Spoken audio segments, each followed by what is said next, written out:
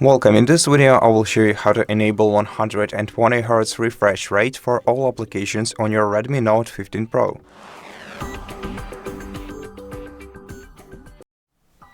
To do that, first we're gonna have to access Settings application on our smartphone and then go to Display.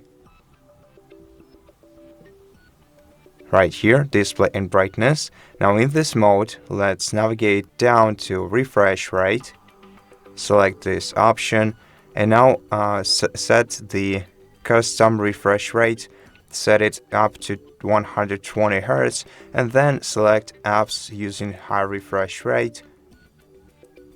And here you can force 120 Hz refresh rate for the applications that do not support it natively by switching the toggle to the right next to them. And that's how you do it. Thank you for watching this video. If you liked it, please consider subscribing to our channel, leave us a like and a comment below, and I'll see you in the next one.